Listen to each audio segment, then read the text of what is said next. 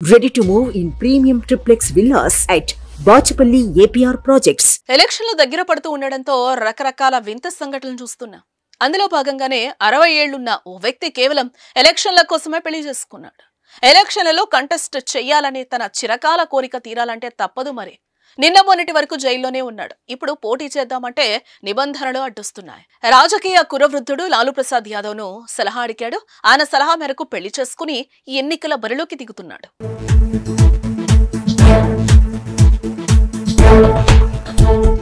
అతడు కరుడుగట్టిన గ్యాంగ్స్టర్. వయసు 60 ఏళ్లు. ఓ హత్య కేసులో 17 ఏళ్లు జైలు శిక్ష అనుభవించి గతేడాదే విడుదలయ్యాడు. ప్రస్తుతం అతడు మళ్లీ వార్తల్లో నిలిచాడు. లోక్సభ ఎన్నికల్లో పోటీ చేయాలని నిర్ణయించుకున్నాడు. అయితే చట్టపరంగా సాధ్యం కావడం లేదు. దీంతో ఆర్జేడీ అధినేత లాలూ ప్రసాద్ యాదవ్ ఓ సలహా ఇచ్చాడు. పెళ్లి చేసుకుని భార్యను నిలబెట్టాలని సూచించాడు. దీంతో ఓ మహిళను అతడు వివాహం చేసుకున్నాడు. ఇప్పుడు తన భార్యను ఆర్జేడీ తరపున ఎన్నికల బరిలోకి దింపబోతున్నాడు.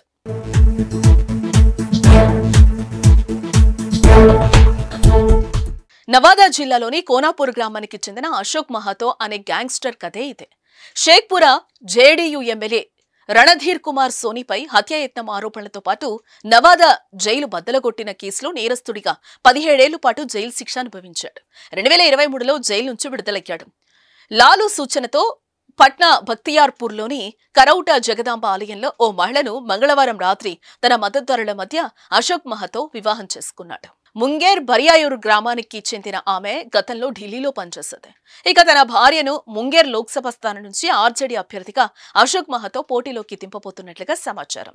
ఇదే స్థానం నుంచి ప్రస్తుత ఎంపీ జేడీయూ నేత లారెన్ సింగ్ పోటీ చేస్తున్నారు.